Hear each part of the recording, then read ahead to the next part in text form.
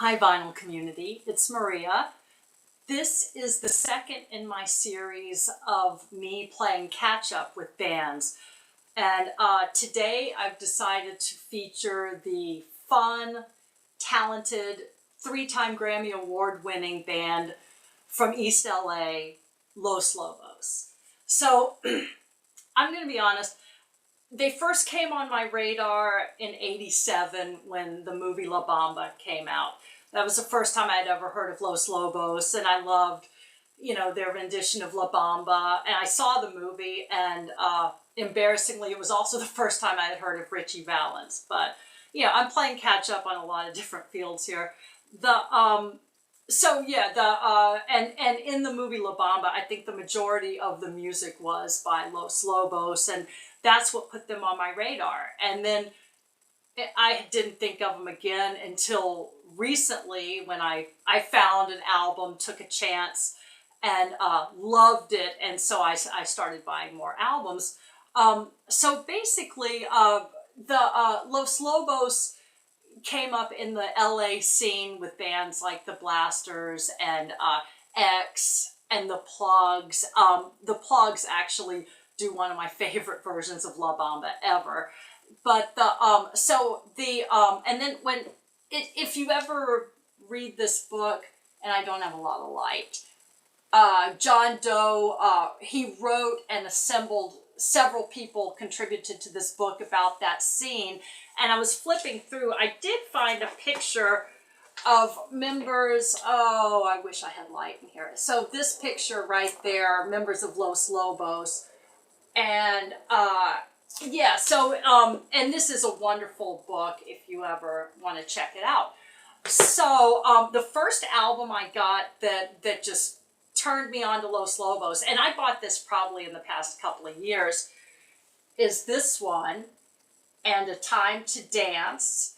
And this one came out in 83. It was an EP that came out in 83, and it has a lot, it's got Come On, Let's Go, which is, the Richie Valens. So they had done this song in 83, 4 years prior to La Bamba coming out. This is a great EP. It came out on Slash Records. I think it only sold about 50,000 copies.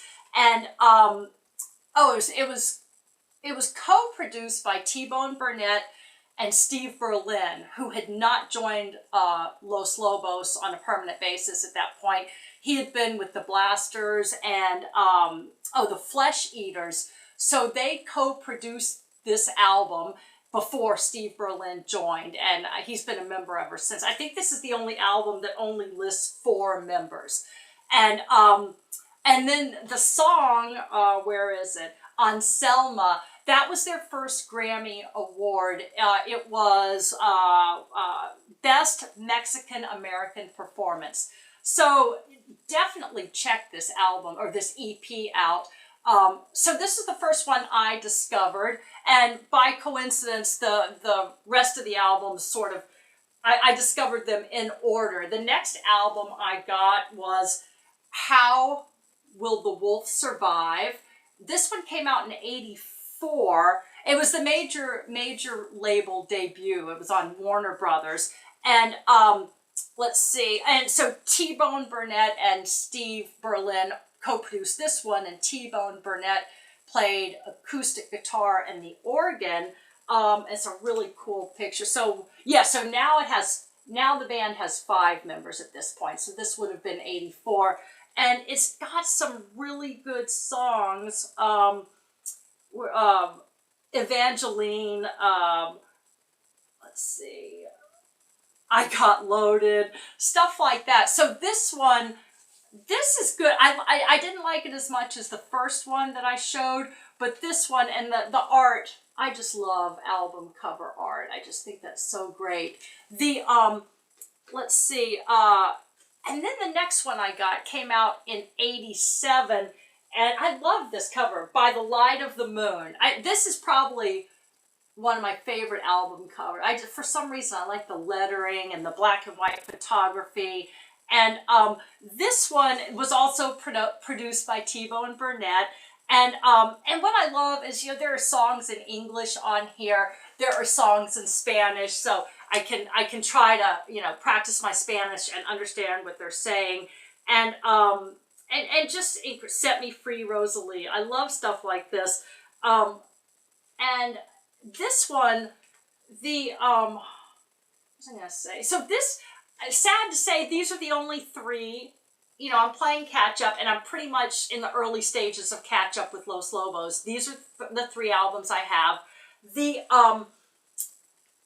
Please recommend more to me. As I was reading about them, I found some more. Like, I was looking, definitely the 1988 album La Pistola y el Corazón. I definitely want to get that one. It's a tribute to Tejana and mariachi music, and they have original songs on it, and then a lot of traditional songs. And that album won the Grammy for Best Mexican American Performance. So that was the second Grammy. So that's on my want list. I definitely want that one. The 1992 album Kiko, I don't know a lot about it, but it sounded, from what I've read, it's definitely on my want list. So please, in the comments, let me know about that album. And then in 95, they did a children's album called Papa's Dream. And I want to get that one. So, I am really, next time I hit the record store, I'm just going to go straight for Los Lobos, because I do need to build up my collection and discover. The more I discover of them, the more I want more of their albums. Then in 2019, they did a holiday album called Llegó Navidad, which I Googled. It means Christmas is here. So they did Christmas songs, holiday songs, and some of them were sort of obscure. So I want that one. And then I was really, I realized they also had songs on so many film soundtracks. Of course, La Bamba, where, they did the majority of the music. But then, let's see, Eating Raoul. I love that film. I don't remember what song they had. The Mambo Kings, Bull Durham, Nacho Libre. And in the movie Desperado, the song Mariachi Suite won a Grammy for Best Pop Instrumental Performance. So, and then I found they also appeared in the punk rock musical Population 1. So they've done so much stuff, and it's embarrassing that at this late date I've just started to play catch up, but I really do enjoy doing stuff like that. And like I said, the first album I bought, it was a blind buy. I'm like, okay, I remember Los Lobos from when they did La Bamba, and it was a blind buy that paid off. And so I'm really trying to learn more about them. That when I was looking over, some of the instruments that they play are so interesting, and I think most of the members are multi-instrumentalists. And then I was also looking, I was looking as far as when they're touring, and today, and I don't know if this took place or if it was canceled, but they were supposed to start a tour today in California. They were going to do social distance shows, but 2 a night, so they could social distance, which I feel bad, bands trying to do that when, prior to COVID, they could pack a house and play once, because it's probably pretty grueling, I would think. So I don't know if that tour did start today in California. And it was in, oh gosh, what was that place? Pioneer Town, California or something. And then when I looked at the proposed tour, which I hope happens, they are going to be touring, for over a year, including popping over to the Netherlands and Belgium for about 4 shows and coming back and taking a little break and continuing around America. I don't think they're coming to Atlanta. That would have stood, yeah, because if they come to Atlanta, I definitely will see them. So hopefully this tour will go on, and and I guess I really,